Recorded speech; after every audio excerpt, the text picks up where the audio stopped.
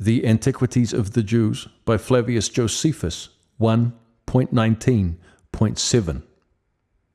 Now Laban promised to treat him with great humanity, both on account of his ancestors, and particularly for the sake of his mother, towards whom he said he would show his kindness, even though she were absent, by taking care of him. For he assured him he would make him the head shepherd of his flock, and give him authority sufficient for that purpose. And when he should have a mind to return to his parents, he would send him back with presents, and this in as honorable a manner as the nearness of their relation should require. This Jacob heard gladly, and said he would willingly and with pleasure undergo any sort of pains while he tarried with him, but desired Rachel to wife, as the reward of those pains, who was not only on other accounts esteemed by him, but also because she was the means of his coming to him.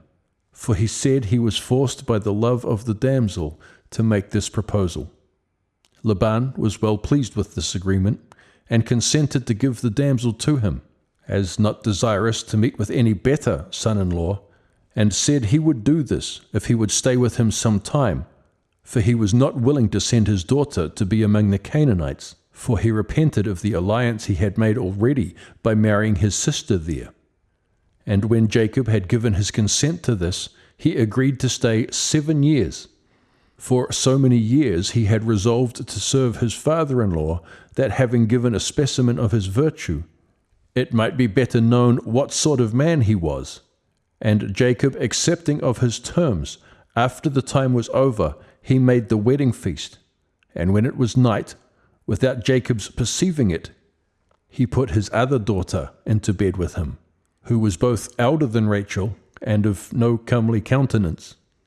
Jacob lay with her that night, as being both in drink and in the dark. However, when it was the day, he knew what had been done to him, and he reproached Laban for his unfair proceeding with him, who asked pardon for that necessity which forced him to do what he did.